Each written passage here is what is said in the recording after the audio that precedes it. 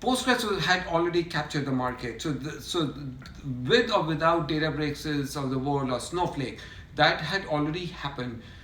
But now the question is that why is Databricks, and the week before last week was Snowflake Summit, why are they getting into this business? And the reason for that is because just owning the analytical data is not enough. The keys to the kingdom reside on the operational or the transactional side. World's most important data is in Salesforce, it's in SAP, is in a bunch of other ERP or other systems. ADP may have the world's best payroll data. But then what happens to that data? To analyze that data, somebody has to ETL it into an analytical solution like Databricks, and then you have to do your analytics, your data science work, you do a lot of data engineering work, preparation, all of that happens on the right hand side, the analytics side. So these companies don't want to be on the receiving end. They want to be where the data is created. And that is why having Postgres, and that too, Neon is a cloud native thing. So it's a different topic, how it's architected. But to answer your question, it's really important for these companies to own end to end. Because at the end of the day, the business wants to know when I do my, let's say, SEC reporting, I have a dashboard or I have some reports and I see my data, I want lineage, business lineage. I want transparency. I want to know where did this data originate? How was it transformed? How was it cataloged? How was it integrated with other pieces of data before I ran my dashboard on it? So now if Databricks owns the entire life cycle of data from creation all the way to consumption, then they own, the data never leaves Databricks ecosystem. They own the whole of it. So how are they accomplishing that technically? How is that enabled by by Lakebase? So Lakebase is first of all, I love this word. First time we've heard. We grew to love Lake House, which is analytical OLAP. Lakebase is OLTP. So what they're saying is that using their Neon acquisition, they can now have whatever front-end application sitting on top. Maybe in the future that may be an agent. That's the bet, but agents are new. So that agent is going to write the data into a open standard file format like Parquet, with Iceberg or Delta or Hoodie on top. And then you'll have compute engine. So it's a complete disaggregation of storage and compute, but with Postgres semantics, Postgres APIs, because Postgres is one. So that's the whole idea. So that's what Lakebase is. Lakebase, transactional, using the cloud native separation, using open standards like Delta or Iceberg, and then a separate compute engine, both scale independent of each other, and that's why you can control cost. Okay, so how does that then serve as a arrow into the market in terms of the architecture that other competitors use? So this is the differentiation Databricks is trying to bring, and what they're saying is that our purchase of Postgres is a more modern cloud native. Our competitors' purchase of Postgres is traditional monolithic, and so they're trying to say is that our competitors are only giving you hosted Postgres. We are giving you a brand new architecture paradigm that is driven by agents. And agents will have this. So, and Alex, it's actually a very, I'm having a conflict in my mind. Because I come from my entire career, it started at Oracle, I've been in the databases all my life. I love databases, especially relational databases, because they are long store for memory. Now, what I'm hearing goes against my entire grain of what I've learned up to this point. Because now we are saying that, oh, don't worry, like databases are Neon or disposable. CEO, Nikita, he said 80% of our databases are created by agents, and in a few years it'll be 99%. So these databases come and go all the time. Wait, that's not a database. That could be a key value store in memory. Why is that a Postgres database? So I have to, even speaking for myself, I have to rethink and pivot my thinking about what exactly is the purpose of a relational database, because for the last 30 years I've been in this industry, it's there for life, and databases don't go up and down, they're right there, and databases trying to change that narrative. Whether they'll be successful or not, we will see, time will tell, but that's a message of today. Well, you can branch code, right, to create a new version of something. Yes. And they're saying now you can branch Yeah. the database. Yes. So that is super interesting. Again, it's a great topic. So also how the branching happens. There are two options in database: copy on write, merge on read. Copy on write says that you have a copy of data and you are analyzing that data. There's no copy being made. This is what actually Snowflake did, zero copy clone. One of the most attractive features of Snowflake initially was zero copy clone. There is no copy. You've cloned the database, it's read only. The moment you make a copy, the moment you write, you edit, you update, it makes a copy. So on write, it makes a copy. And so now when you read, the pointers change and you go to the copy and you get instantly the most updated information. That's not how Oracle and traditional databases work. They don't make a copy of data. They actually save the before image in rollback segments, and they save the after image in redo logs, and then they reconcile it. This is more like merge on read. So only the incremental data is stored instead of making a copy.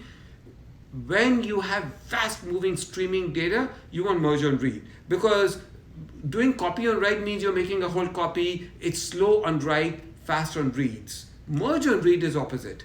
So the streaming data is a big part of this, because by allowing you to separate the compute and the storage, Yes. Yeah. you can run fast. Yes. And you can have Right. a record of the data Right. in a database, Correct. though it's just a new version of what had been existing before. Yes. So you can scale that considerably. Yep. So scaling you get from separation of compute and store, because you get a dedicated compute cluster which can scale up, scale down, or scale in, scale out. You know, it does all of that without affecting the storage. So that's one advantage that you have for scaling. But then merge on read is actually very interesting, because Iceberg was not built for streaming. It was built by Netflix and AWS to, just as a normal, common way to do analytics.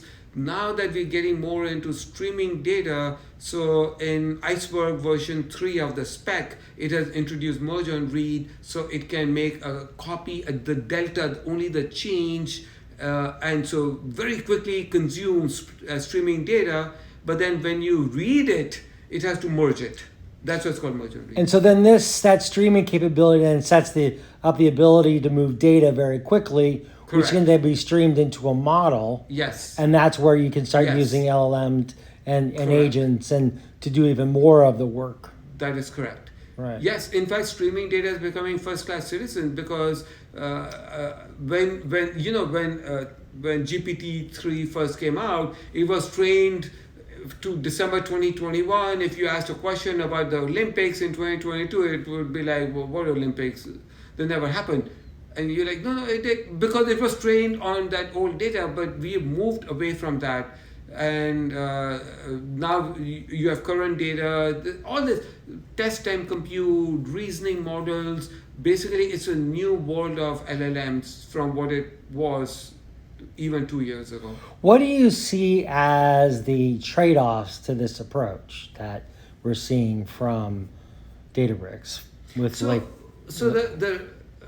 So I don't see any downside. I think it's a good thing Databricks is going into operational, and so is Snowflake. Oracle was already on operational side. They're a data warehouse, but they have something called MySQL HeatWave doing exactly the same. Single store is an HTAP database. So there are a lot of these databases that are like that. So I don't see a downside, but there is a problem, and that is a problem that I've been trying to. In fact, I even asked Ali Gotsi just few minutes before this video, as you saw, we were having a one-on-one, and a lot of stuff that was discussed is behind closed doors. But my question was, it's a different persona, it's different organization. You've been selling to the analytics team all this time, to the data scientists, the business analysts, data analysts, data engineers doing ETL. Now you have to sell it to the operational side, and you have to bring them all into the same product. And that is something we will see how that works out, but it's like different personas. So it's an organizational thing. It's not a technical problem. I don't think technically there's any downside. No downside. It seems like there have to be some trade-offs. Any decision has a trade-off. Well, the downside is that you may over-index now on operational side because that's a new fangled toy, and you may lose sight of what you initially set out to build, which was the world's best data warehouse or lakehouse. So that, to me, you may neglect semantic layer or the BI layer or something like that, because all hands on deck are like, let's get this operational piece integrated into our end-to-end integrated solution. So what will be the hardest part for this? Like, you think it comes down to the persona then for Databricks to be able to reach in. So who are the personas that really will make the difference? Yeah. So Alex, I want to add something very interesting. I have not. So I have a million thoughts that cross my mind. The neurons are constantly connecting because every minute of the day you're learning something new. So I have a new school of thought. Yeah. Okay. This school of thought is, what is the business user asking, and why are you doing this? Is it like a technology play and a game, or like, are the businesses going to benefit? So the way I'm looking at this is, I don't think merging operational and analytical has been super successful, because to your point, where you're getting is because they're separate personas. So that's why companies are doing zero ETL. But then the question that begs is, can we get away from technology and give the users a unified experience? So the user doesn't care. They're like, have at it. You technology people, go play around and do HTAP and do like zero ETL. As long as I get a unified experience, I get a single pane of glass. I can look at my operation data and my historical data. I can join it. I can do all kinds of data science, machine learning, build models on it. And I don't care what the technology is. That's your problem.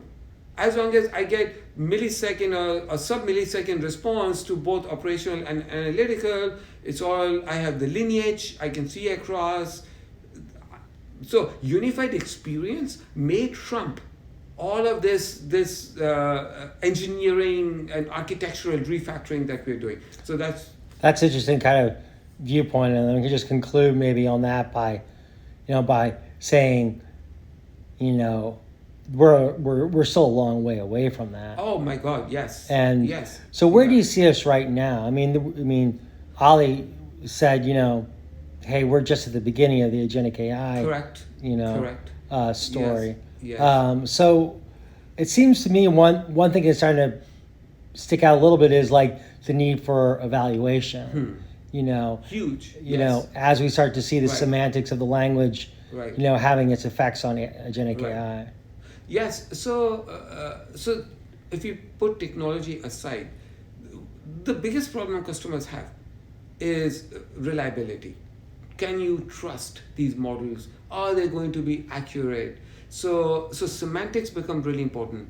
Evaluation, because see, in the agentic world, what happens is you perceive, we talked about it in one of your videos, you perceive the environment, you come up with a number of different plans, you evaluate which is the right thing to do.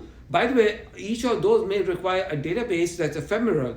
So there's a place that Postgres, like Neon, can play a role, although it's too early to tell, and then you pick the right thing. So evaluation is really, really important. Models are constantly changing, data is constantly changing. It is not the same thing in the world of applications. Once you write an application, you deploy it, it'll work non-stop exactly the same way. Models can degrade literally hour by hour. So you have to evaluate, you have to do observability. So I think these three things, evaluation, observability, and semantics, are the three sort of pillars on which agents need to stand. Sanjeev, thanks so much for taking a minute You're to very talk. welcome. My pleasure.